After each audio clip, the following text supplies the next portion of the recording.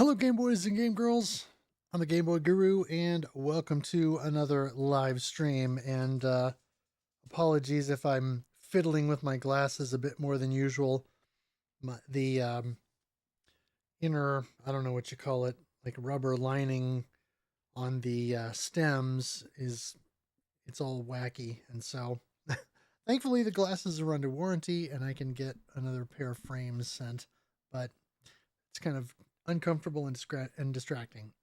Anyway, it's time for more Santatlantean. And I hit 240 some thousand last time. I really want to try to get to 300k. But let's see if I can at least beat last time's score and get to 250.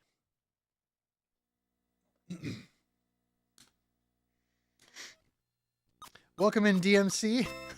Need that shmup Christmas spirit. There you go. Well, I'll see what I can do.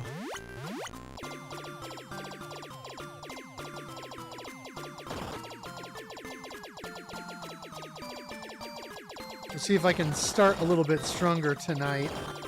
Last time I had several runs that ended pretty quickly.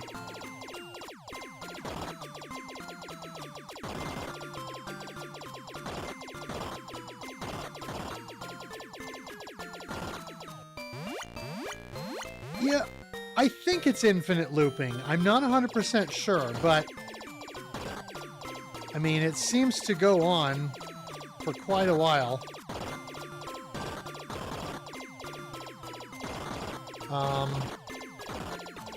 Yo, Elvie, how's it going?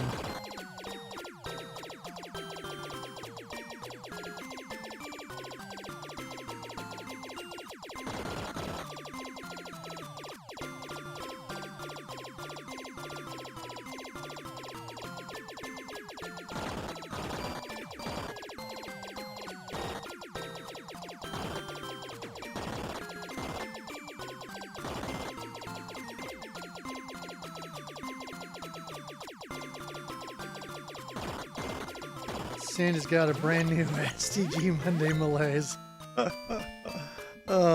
You always come up with these clever little bits, don't you? I enjoy them.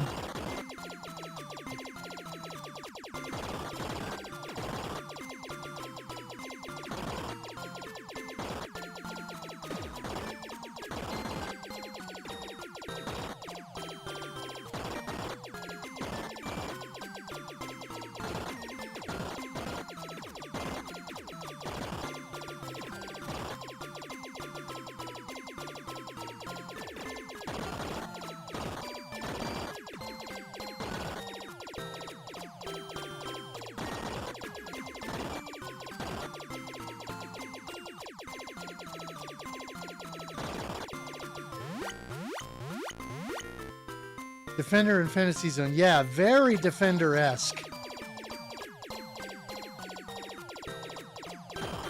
It's pretty basic.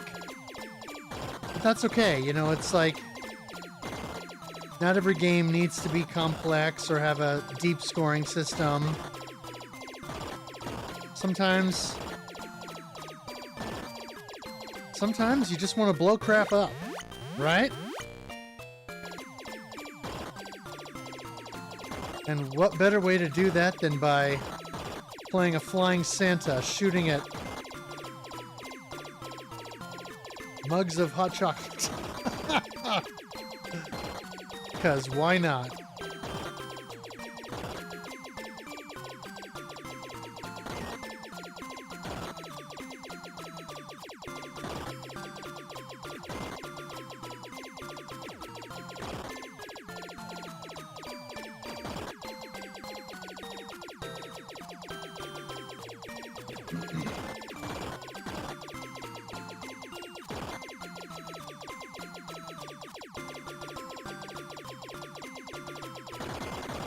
What the heck are you doing, Peaches? Really? Is this what it's gonna be like tonight?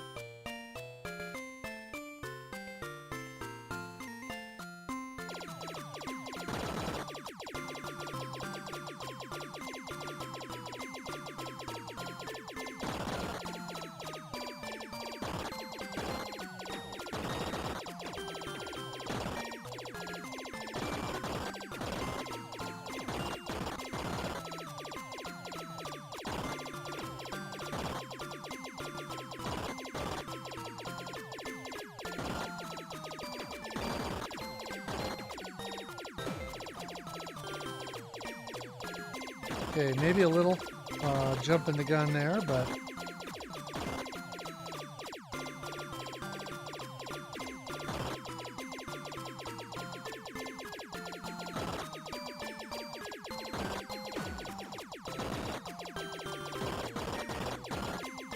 I didn't die, which is the first rule of shmups. Although, you know, games like Battle Gorega laugh when you say that and go, ah, hold my beer.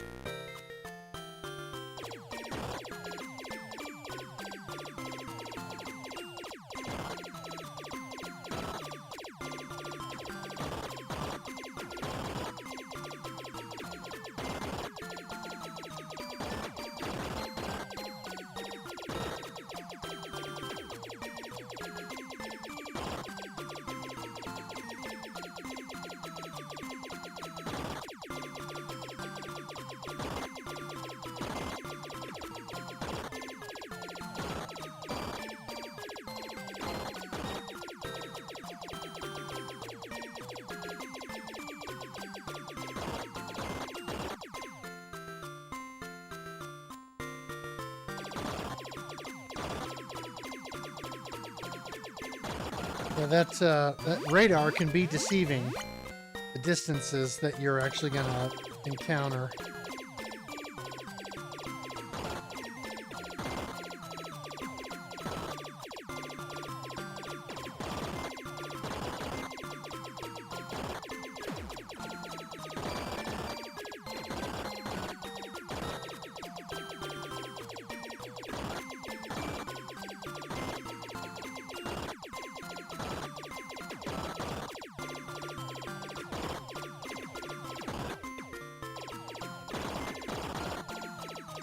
Oh man, iframes saved my bacon right there.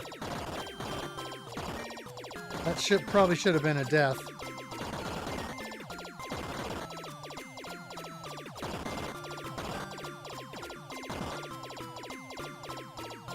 And honestly, I should have bombed.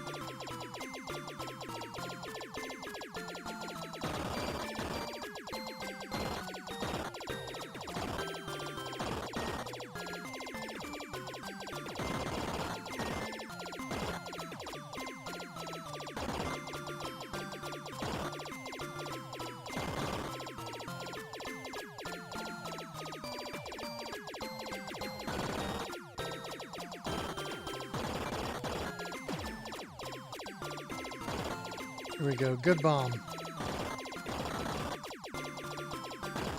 Perfectly what it justified usage there to clear both Holly and enemies and bullets. Just what I needed to do.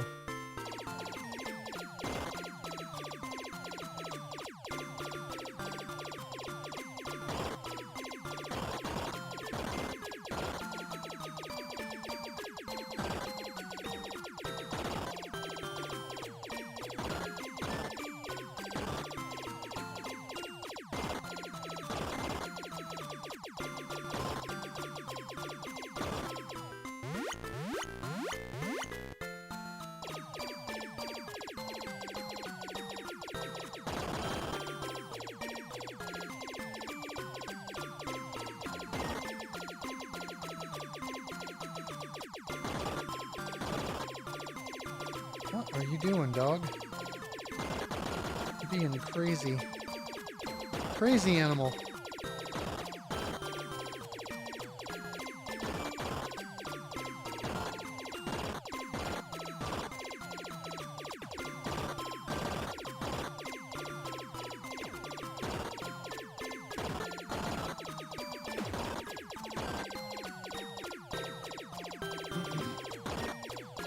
Well, now you're being a sweetheart.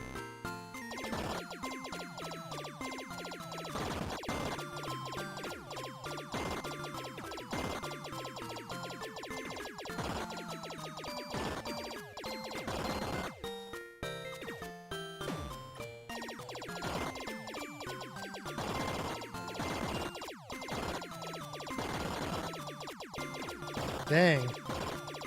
That got dicey real fast.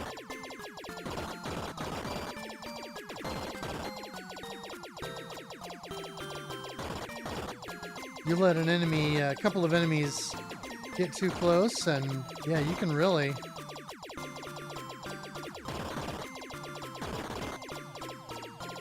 lose it all very quickly.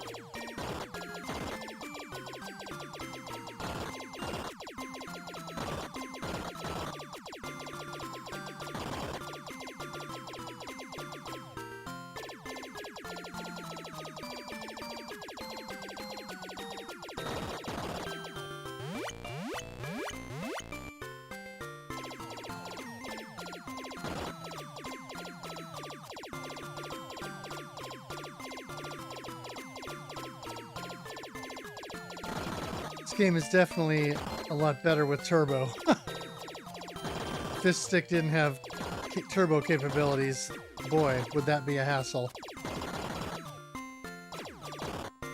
But since the standard TurboGrafx pad is equipped with a turbo function built in, sure that's why the game didn't include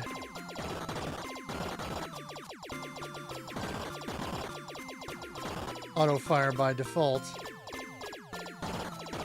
because then you can kind of set your own.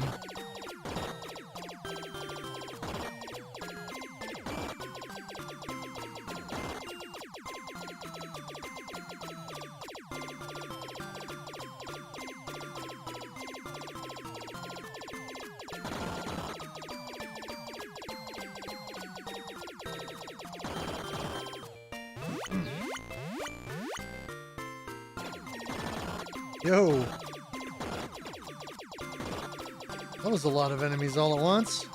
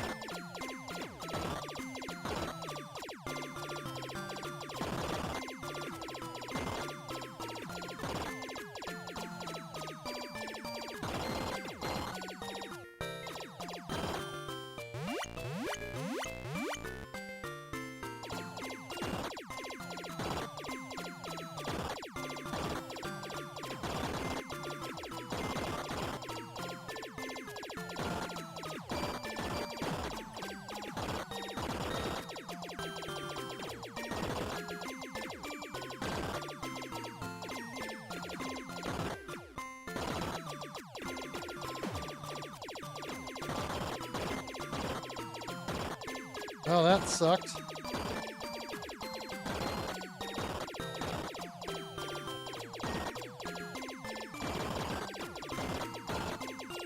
That was not ideal at all. It seems to be my pattern of deaths with this game. I just sort of get caught in a situation where I'm between the spinning stars and something else, and I either take a bullet or run into an enemy while I'm trying to reposition. I probably need to be a bit more free with my bombs.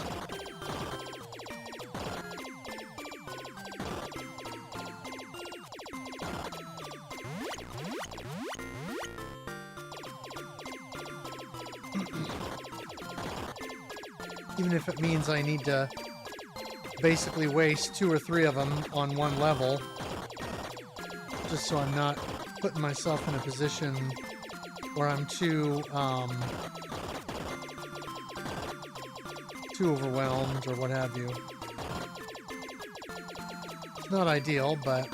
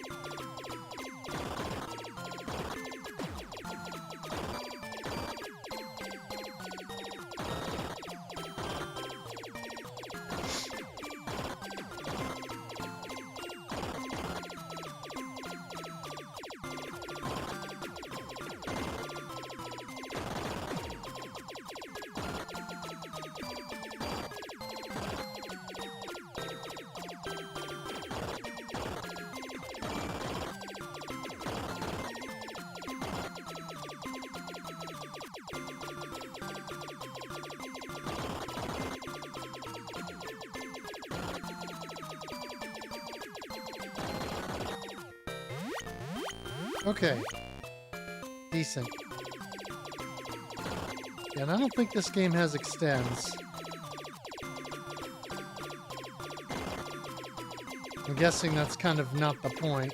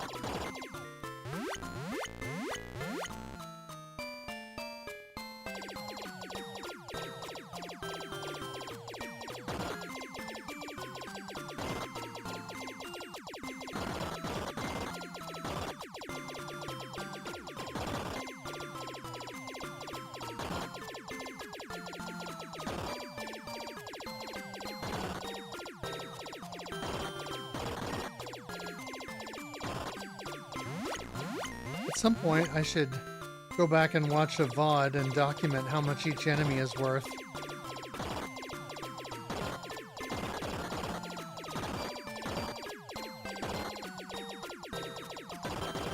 Because right now I couldn't tell you.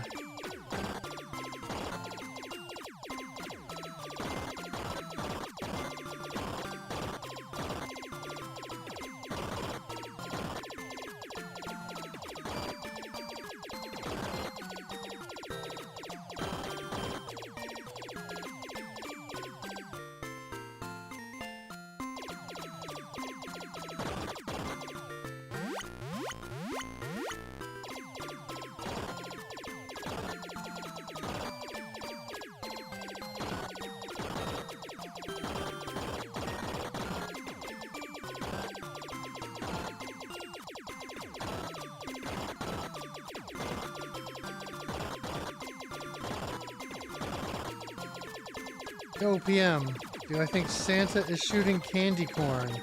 Huh. That would be amusing.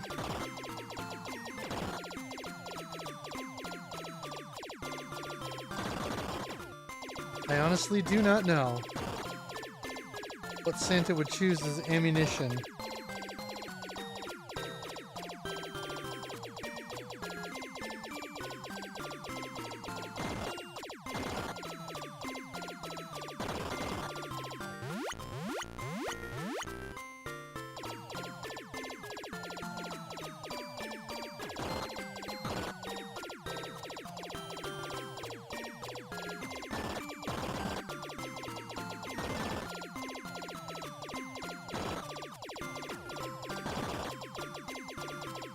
Karos, yes.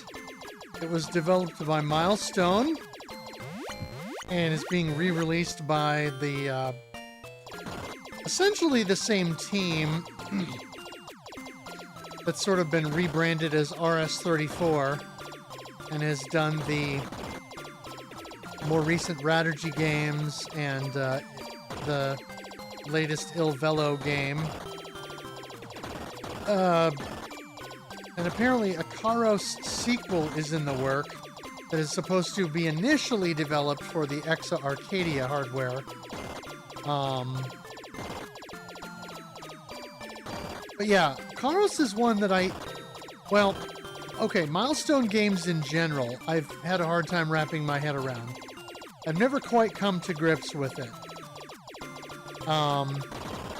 It was on the Ultimate Shooting Collection for Wii.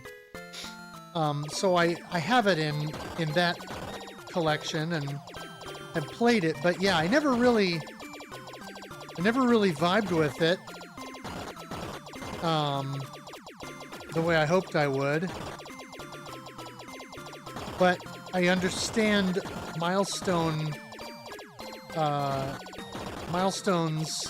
approach more now than I used to. So it's definitely one I want to go back to. And I do have the updated Switch version on pre-order from Play Asia. But yeah, it's cool that it's also going to be on PC. Because as far as I'm aware of, until very recently, that has not been the case with any of the classic, any of the Milestone catalog really hasn't been on PC. So it's good that it's finally happening.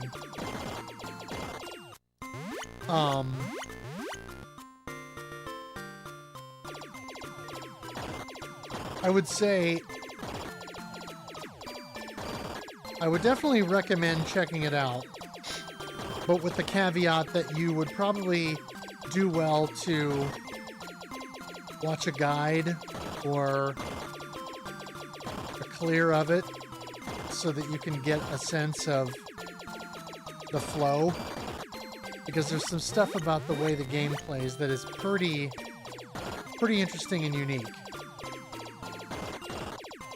But those qualities are often shared among or across different Milestone games. Things like using the shield on the ship at specific times to fend off enemy waves and bullets.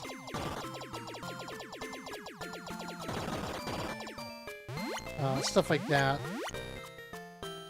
You know, bombing to meet certain goals or parameters or whatever.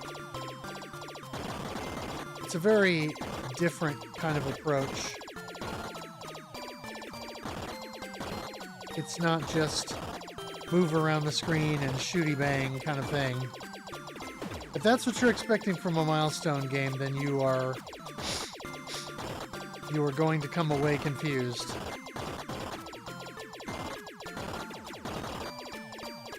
Because they are definitely very different experiences.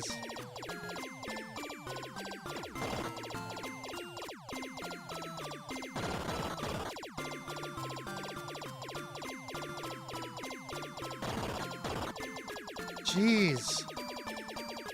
Get out of here with this stream boo crap. Every frickin' time.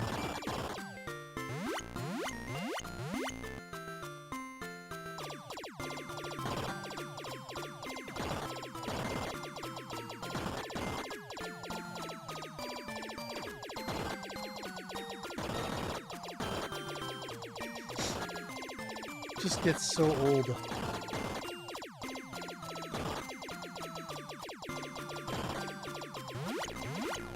I'm just about to the point where I want to ban the word boo from chat just because of these stupid stream boo bots, you know? I shouldn't have to do that, but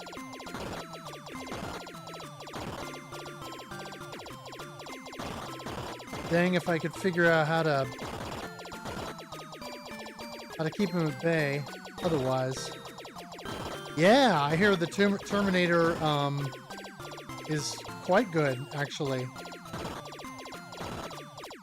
So I'm now...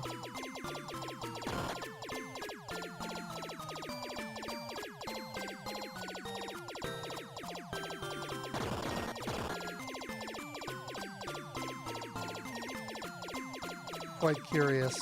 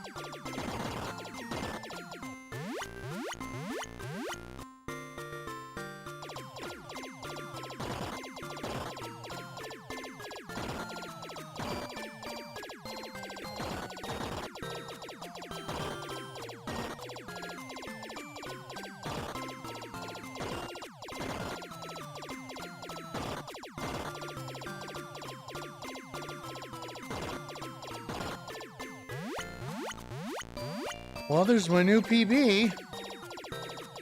Finally hit the 250K mark, so that's cool. That was one of my goals for the stream tonight.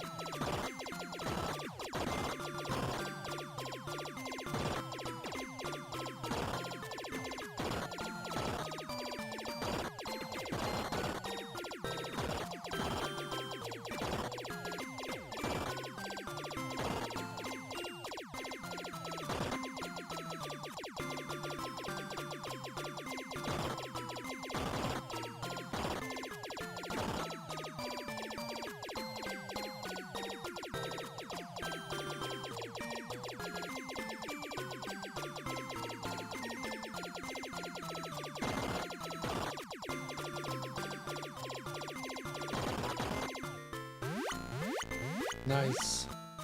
Yeah, well, it's not under new ownership. It's actually under existing ownership. It's just that City Connection apparently had a license to publish the games, but they didn't own them. And that was something I didn't know before, but apparently they have been in the hands, the ownership of this, what was it, TMK box or something like that, publisher for some time now, which I had no idea about until I read I think it was a GameSpark article.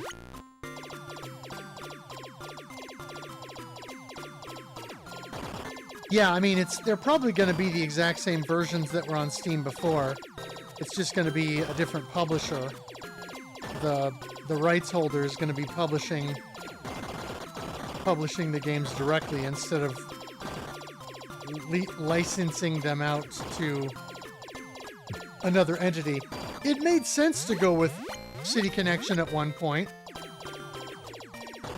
because they were a known quantity and, you know, had some name recognition and some cachet that they could use to get the games out there, connections with other distribution and whatnot, but yeah.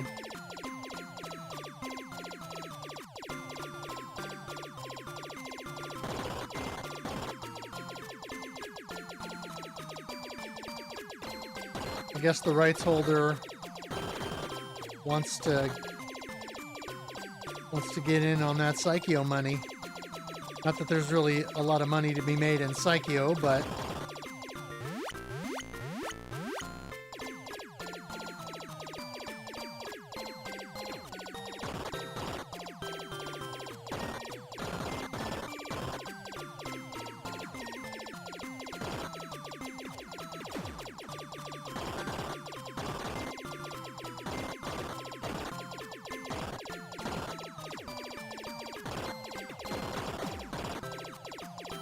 a lot more use of bombs here in these upper levels because of not only enemy stuff going on, but also a lot of holly.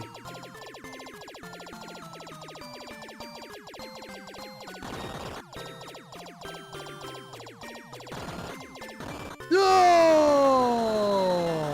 I thought I had him. Okay, but that's the new PB.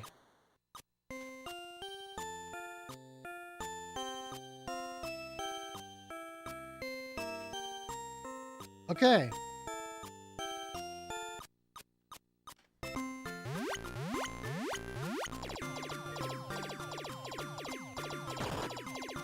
Thank you, DMC. Appreciate that. I feel pretty good about upping my PB from like 240k to, what was it, 276?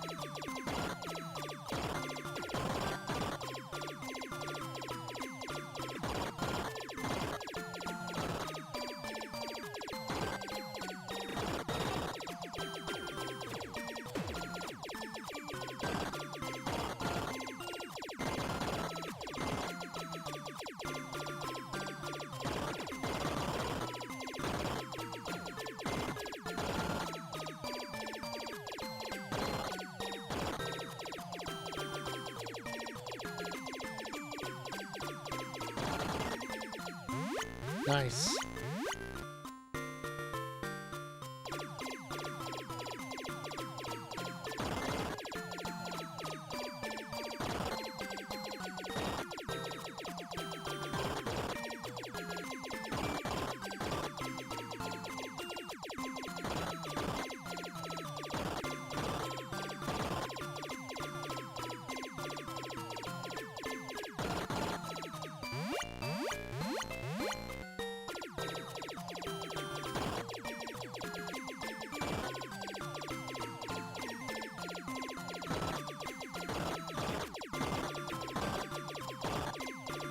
Oh, it's a good thing that bullet despawned, otherwise that would have been a death.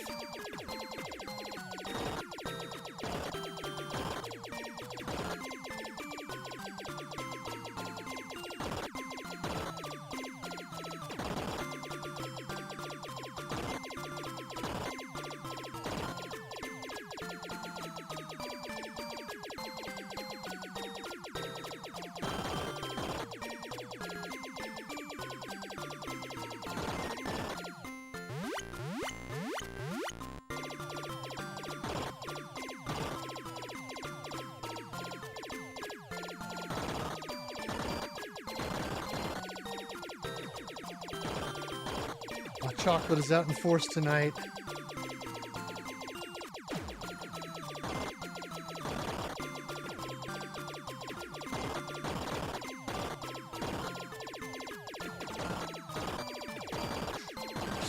That's not a sentence I thought I would ever say.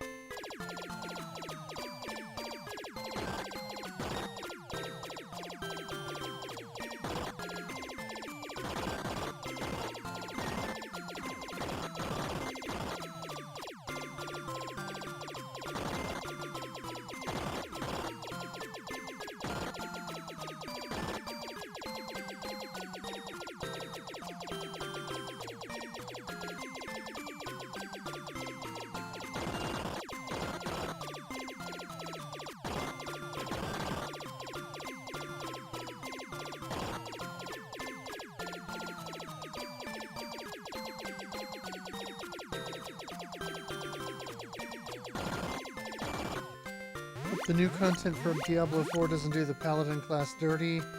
Don't even own Diablo. Oh, yeah. You know, I was so addicted to Diablo 2 for so long. And I bought Diablo 3. And I played it some, but I didn't really catch on with it. Yo, D-Tungsten, 67 months! Unreal. All I can say is thank you. It's much appreciated. Yeah, I just didn't... Diablo 3 didn't click with me for whatever reason, and so I kind of dropped it after a while. And could I go back and get into Diablo 2 Remastered? I could, but I would probably fall down the rabbit hole again, and I don't want to do that because I lost 10 years to that game. Had some good times, but man, after a while, you kind of just...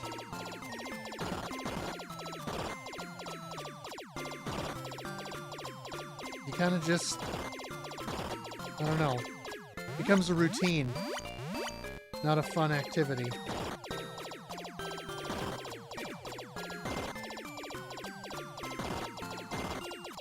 But yeah, I just saw the thing pop up in chat.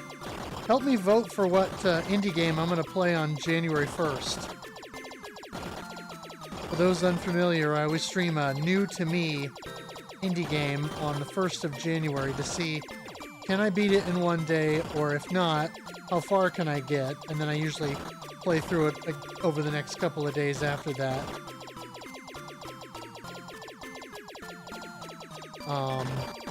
So, anyway, check that out.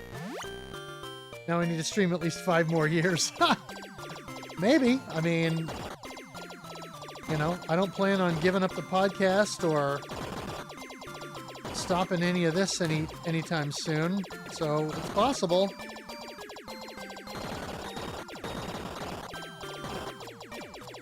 Although in 5 more years, man, I'll be approaching my mid-50s.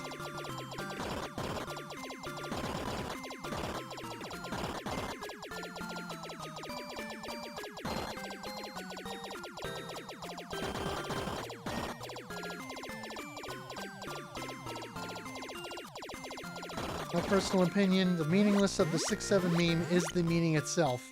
Sort of like finding value in nonsense. Yeah, I think you're probably right. That's probably a fair assessment.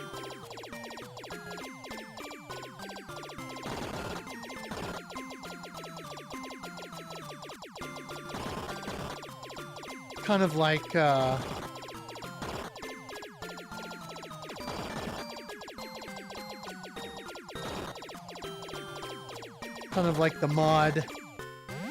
whole mod thing in the 60s.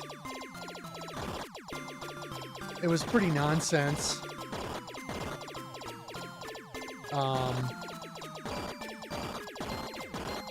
But people latched onto it for a hot minute, and we have a handful of popular songs that came from that era that remind us that it was a thing.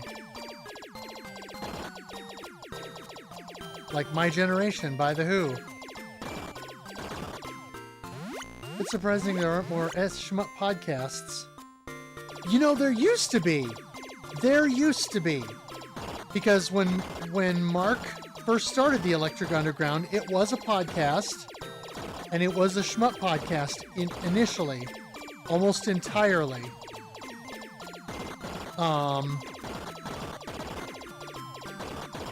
And then he kind of branched out and started doing the YouTube thing. And that became the focus. But yeah, the initial audio podcast of the Electric Underground was almost entirely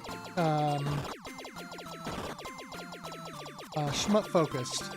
There was also a short-lived audio podcast about shmups called the Bullet Hello Cast that I enjoyed. But the guy who did that one, he didn't keep it going for all that long. Yeah, exactly. Yeah, he interviewed some high-scoring people and others. I mean, Bullet Hello podcast you never heard of? Yeah, it wasn't around all that long. But it was a fun little podcast.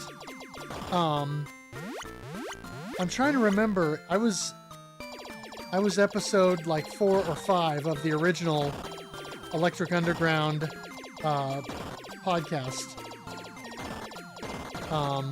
Mark and I talked kind of shmup history, shmup collecting, and we got into a spirited discussion about Star Fox Zero, because we're both defenders of that game. It was a fun discussion. still available out there on the internet.com if you want to find it. It's that was what, 2018, and he did that just a few months before I started my podcast. Like maybe like 2 months before I started my podcast, because my podcast was in the works at that point. You know, like we had the idea, we were getting ready to do it. We just hadn't ramped it all up yet. Yeah, I have watched some ASE podcast stuff. Yep. Those can be fun. Some of those discussions tend to get a little bit higher level than I'm at. So sometimes they get a bit esoteric in the mechanics and scoring, but I do try to check those out from time to time so I can broaden my knowledge base, although I am woefully behind in my general podcast backlog as it is.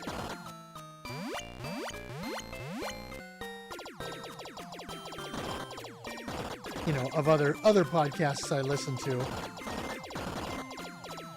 I thought about dropping a podcast or two along the way somewhere just so I could more easily catch back up and then, go back and jump back in, but it's okay to be behind. I'm sure not everybody listens to my podcast episodes, the week they come out. Has my audience changed numbers a lot across the years? Yeah, I would say so. I mean, some of the people that were listening to us initially probably dropped us years ago, and we've picked up other listeners along the way.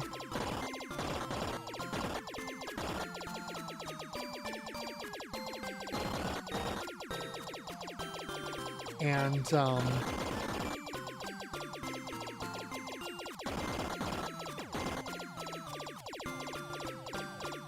for sure our player community has, because when we started out, we were just on a forum, and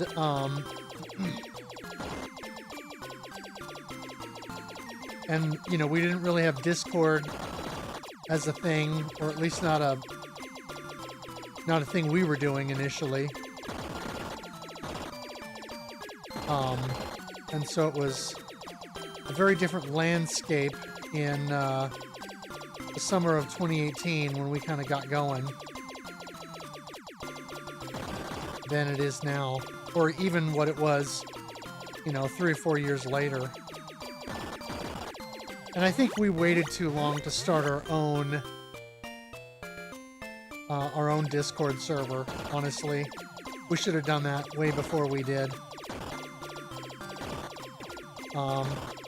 But it was fine. Most shmup players move on after a few years. Yeah, I think you're right. Or they go back to being casually engaged in the genre rather than hardcore. And, some of that's a combination of busy adult life, changing interests in gaming, or, some players never feel like they progress, and because they want to progress and feel like they don't or they can't, that they, they just kind of give up on the genre in the more, I won't say hardcore sense, but serious play sense. Casually involved. Yeah, and that's totally fine. Which obviously is still appreciated, because it means that, at least we're getting engagement and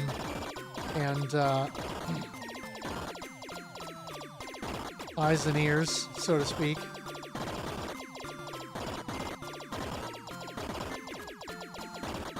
I mean, yeah, anything we can do to keep people listening and joining the Discord, watching the streams, downloading the episodes, buying t-shirts, wink, wink, nudge, nudge. You know, it's all good stuff. It's all engagement. You know, we do this as a hobby, and so it's like, I'm not looking to get all kinds of fame and fortune doing a shoot 'em up podcast, but it is gratifying to know that people pay attention, that we're not just podcasting into the void, and that there are those out there who care about what we do.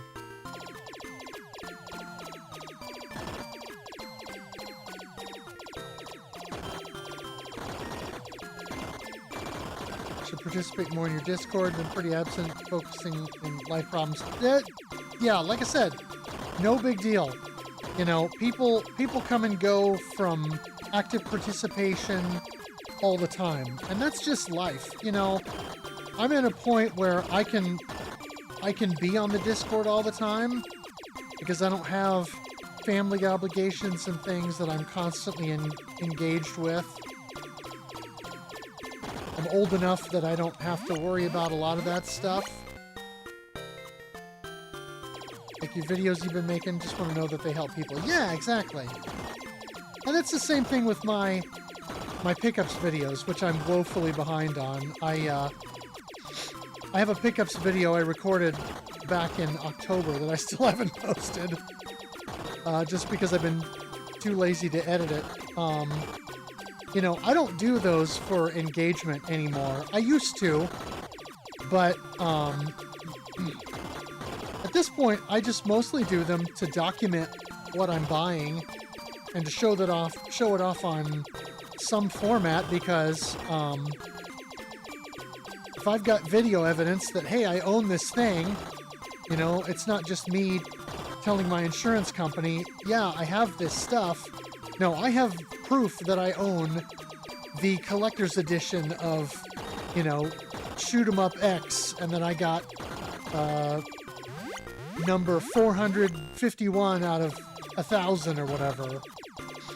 You know, and you know, I show it out all off on video, because then, if heaven forbid I was ever in a theft or fire situation or something like that, catastrophic loss, I could go back to the insurance company and say, no, I've got proof that I owned all of this stuff that I have cataloged in this database. It's not just that I clicked, I own it on the database. I actually have, you know, video evidence showing me unpacking this stuff and, you know, showing it off to the world. Not to mention, then, for most of those games that I own physically, when I stream them, I'm showing off the case, you know?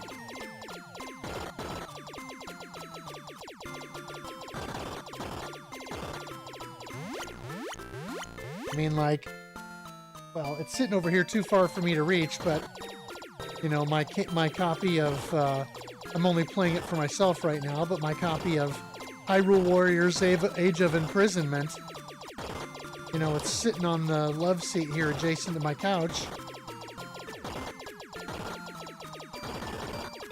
And, you know, when I was playing through the Tears of the Kingdom this last time, I was showing off that, yes, it's the Switch 2 version.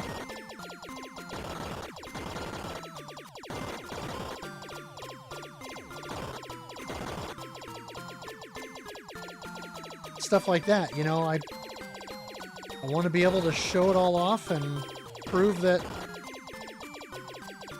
it's mine.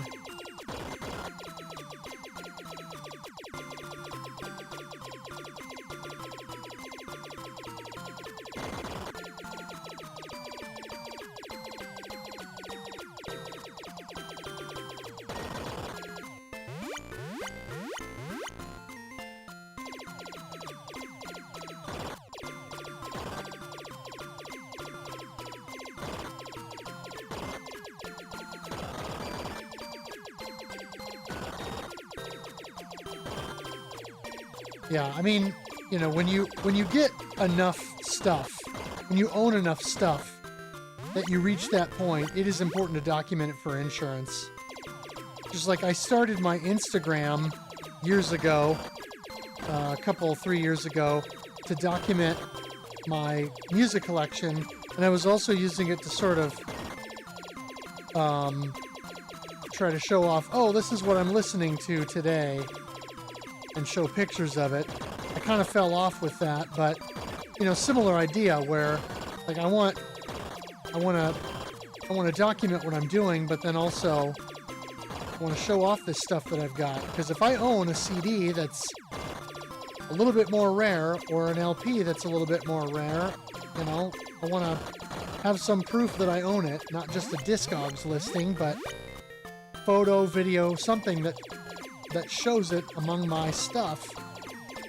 Because I got a handful of things like that, I mean, at this point, I think even with the repress copies of the Streets of Rage 2 vinyl are not cheap.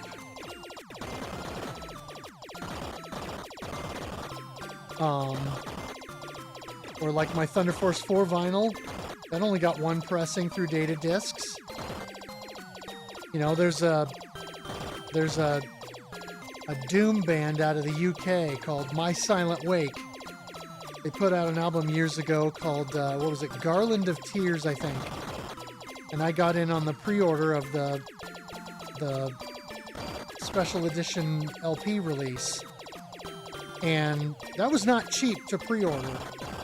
And it was a full multicolor LP package, plus a bonus 7-inch that had a song that wouldn't fit on the record itself.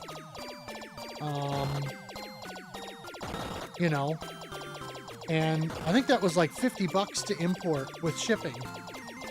And I haven't looked at prices for it lately, but I'm sure it's gone up in value, because there were only something like 400 copies of that pressed, or something along those lines.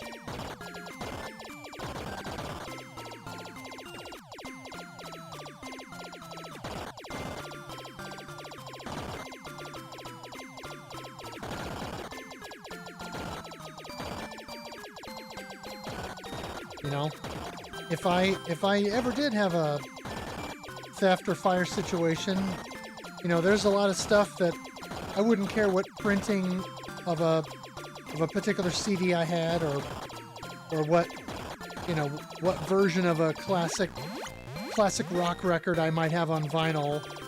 I don't care if it's the Terre Haute pressing or whatever other version might be out there. I just want a copy of it again.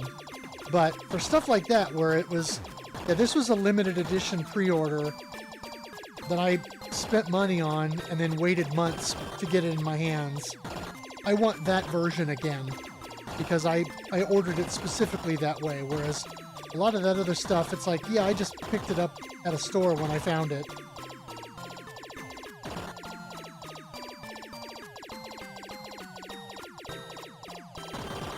So I want to make sure that I actually get what I bought and paid for back in a meaningful capacity.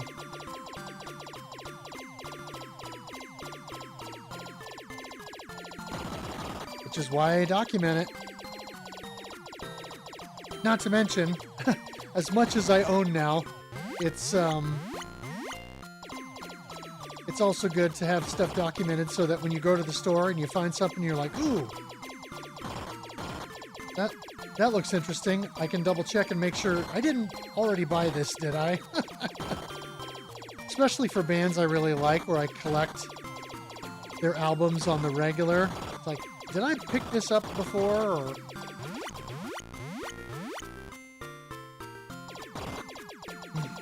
seems silly, but even if your collection's not that big, it can be easy to forget, oh yeah, I already bought that. I mean, heck, I forget that I went to the store, 6 weeks ago and bought a container of Scotch tape, so I might buy another one. And then I've got rolls of Scotch tape in the drawer or something like that, you know?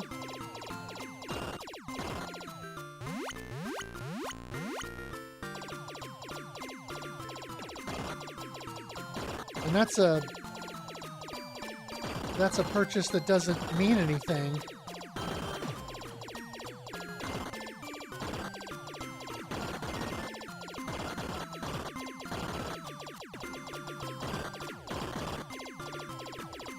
For stuff that actually means something, I would rather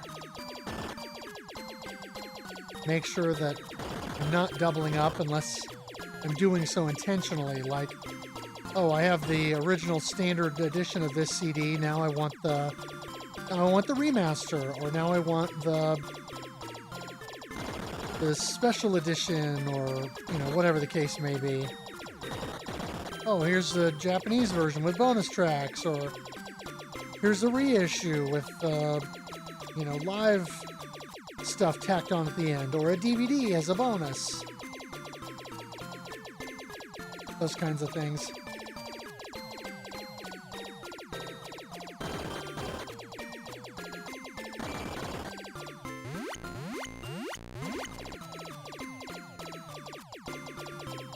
So, yeah, it's just really important for me to make sure that I keep track of stuff.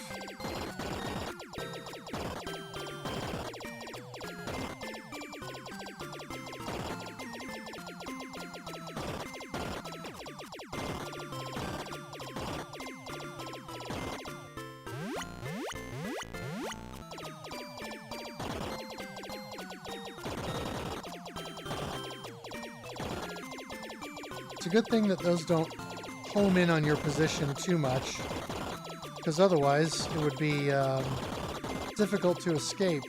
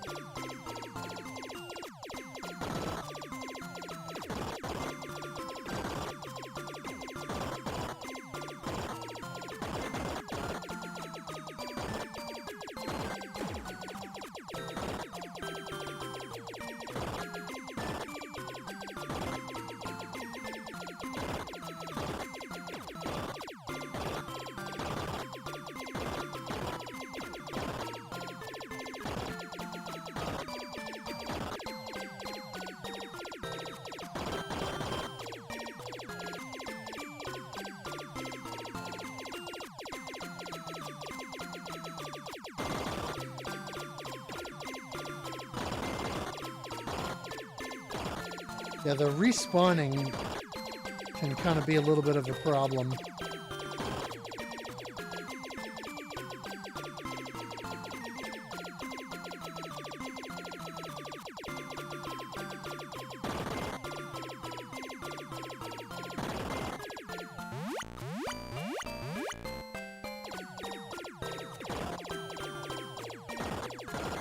Because boy, you get down to what you think is the last enemy, and then nope. Suddenly a whole bunch more appear on screen.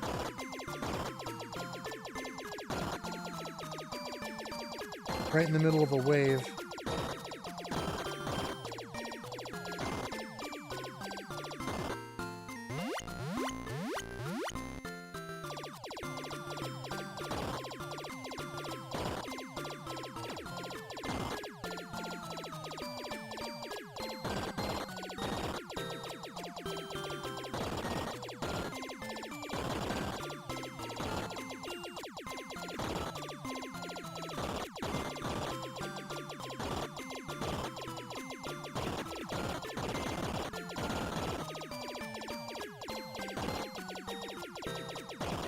Gonna get lucky with the stars and candy canes.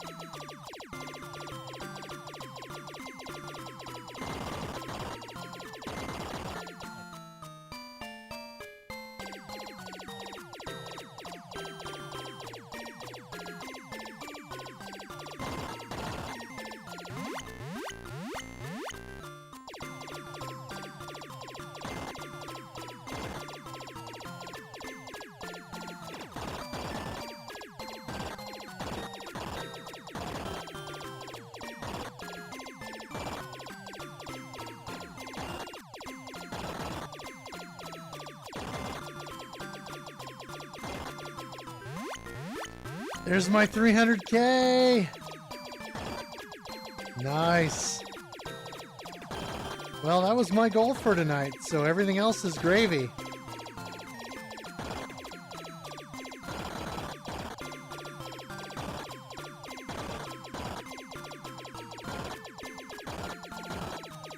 Just kind of having a rough night the last stream, so I was not convinced I was going to do it tonight, but this is good.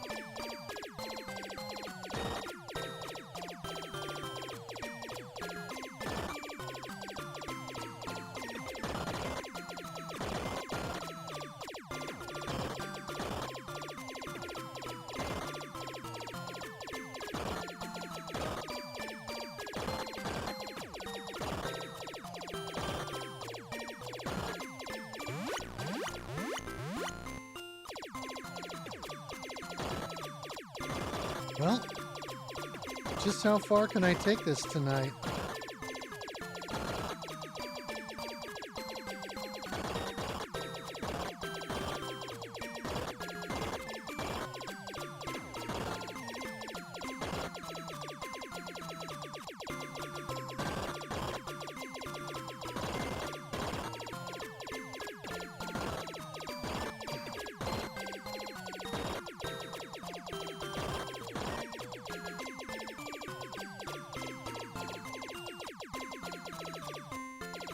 Excuse me.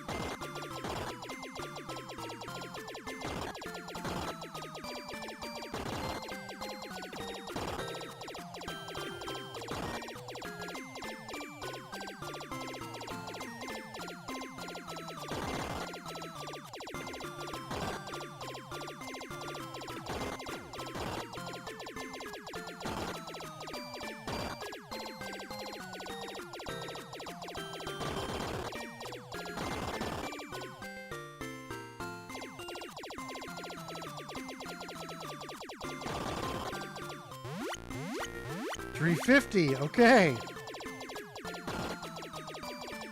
Well, I've shattered my goal already.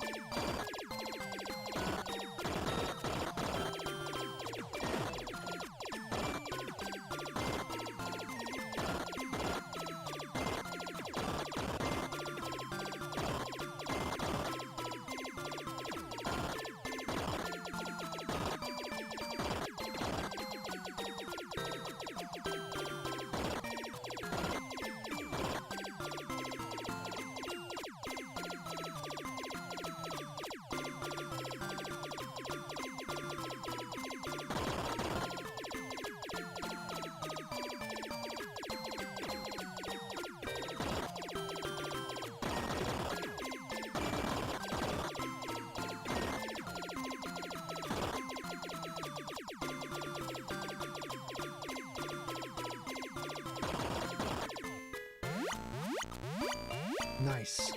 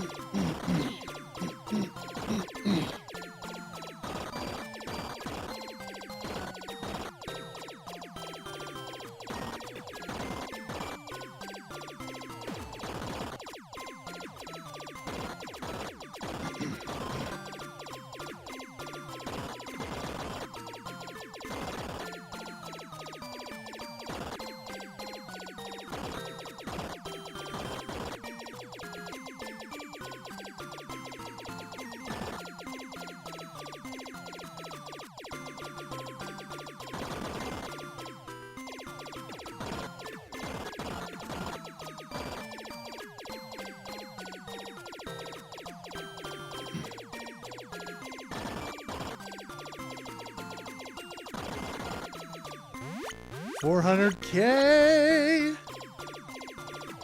Nice.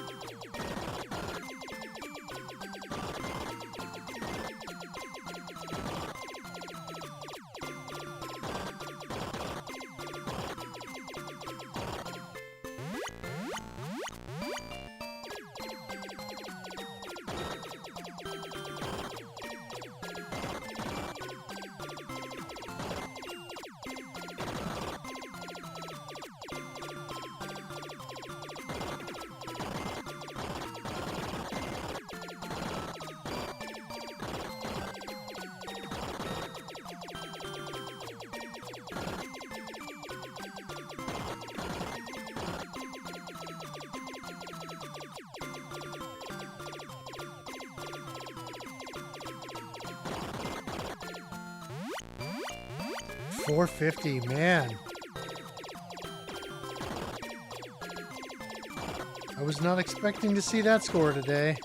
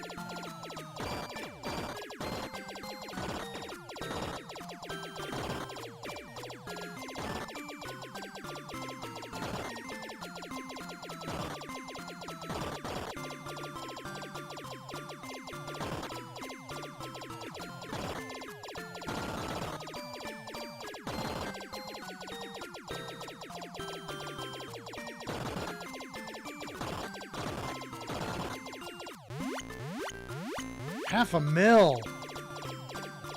Man.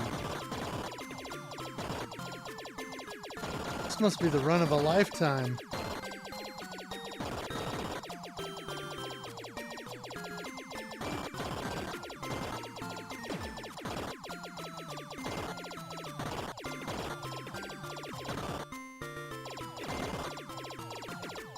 He says right before he dies.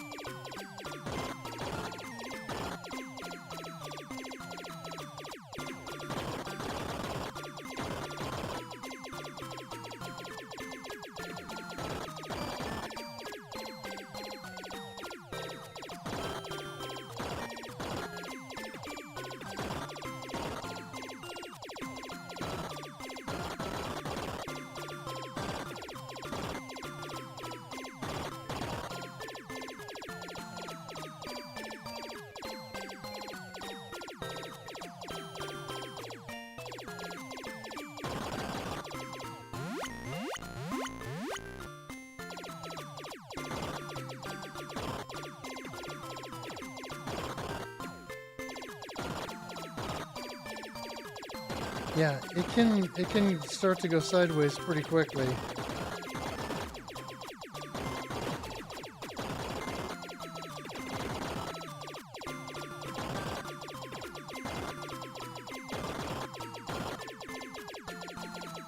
A pretty good RNG up to this point, though.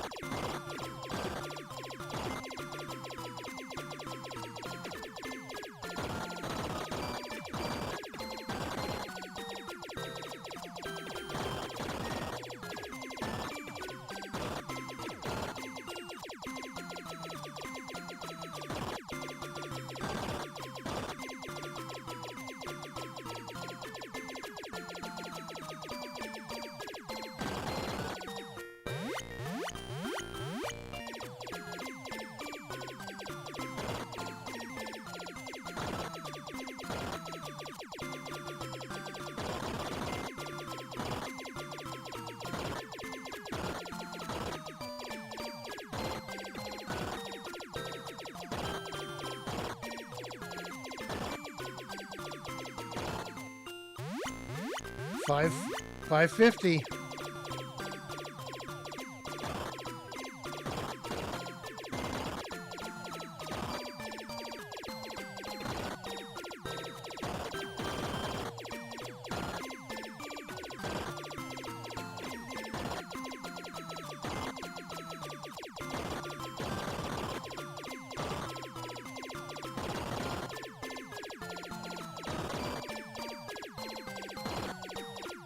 I've definitely managed to get some favorable RNG this run.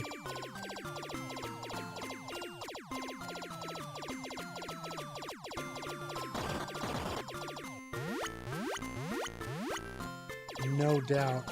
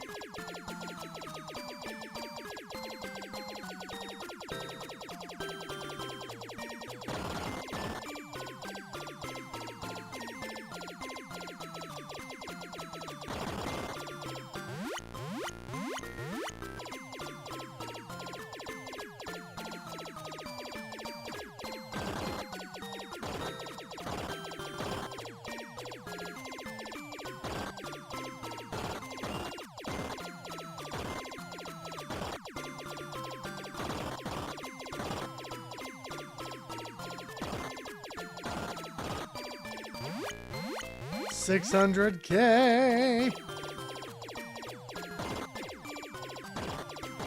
Well, I doubled my original goal.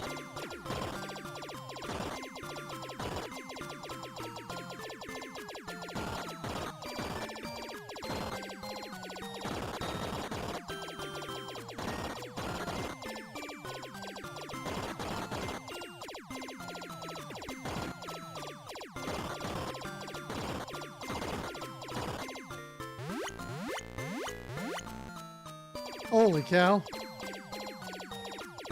Been at this for quite a while.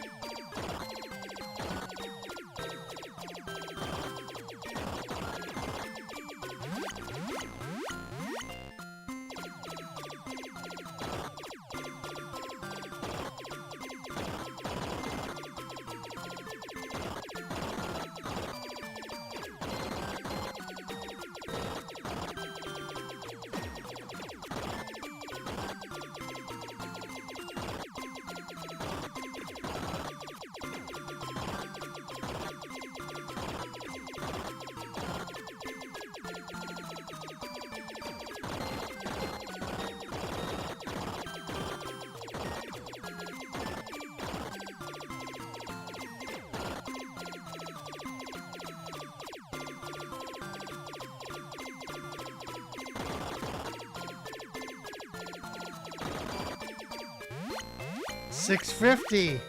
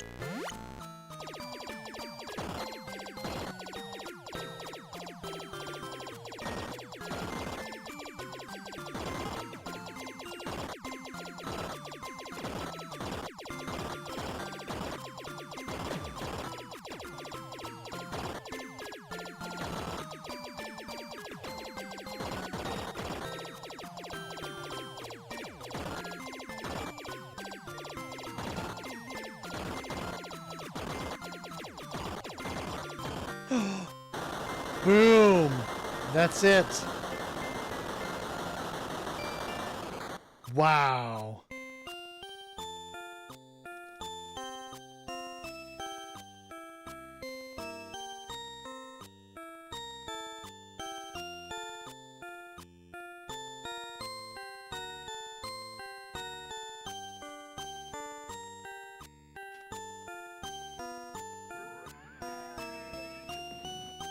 Yo!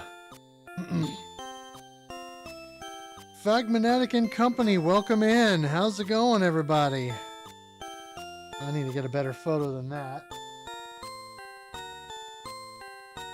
There. Yeah, that's much clearer.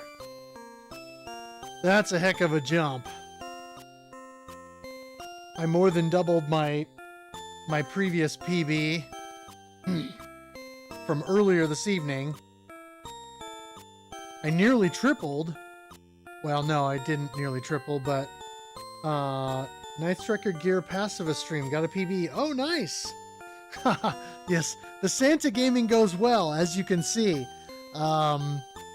662,780 points on this last run. I had hoped to do 250 or 300k tonight, but yeah, I kind of blew past that, and that was pretty awesome. Unfortunately, you came right at the end there, and so you missed the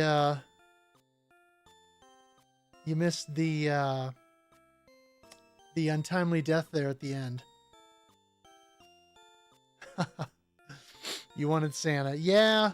Well, actually, I'm actually getting ready to raid. So I appreciate the raid, Fugmanatic, but I'm getting ready to raid myself because I don't have another run in me tonight. After, I mean, I've been on for what, just over 2 hours, and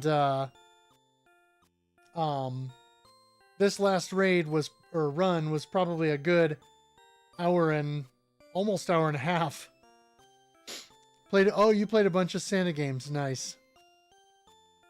Let's see here. Gotta figure out who's streaming tonight. I'm gonna refresh the list here so I can see. Let's see. Baron's on. Plus to move.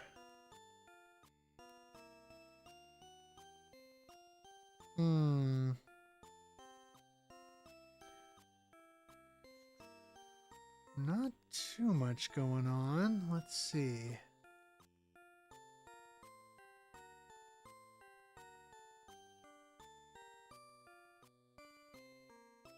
Oh, let's see here. Ooh. KBX is starting up. Not sure what he's going to be playing. But it is marked as STG Shmups, so maybe we'll do that. Let's see. I will not be on tomorrow because I've got something going on, and I got a work thing on Wednesday. I'm hoping that I can maybe do another stream on Thursday. So I guess we'll see how that goes. I'm not sure I'm going to get past this score. I had exceedingly good RNG on this run. A lot of enemies were less aggressive than I usually find them. But we'll see. I mean, it could happen, you know. I could get lucky and stream for 2.5 hours and hit 1 million points. So anyway, we'll see. I feel like the devs of this game maybe were a little bit optimistic, because you can see you can go up to what, 900 or 99 million points. So anyway, yeah, quite a range there for a pretty low scoring game. Because like I said, it took me probably about an hour and a half to get this. So anyway, yeah, that's all for now. We'll go ahead and do the raid. Thank you all for watching. Thank you for playing. Game on.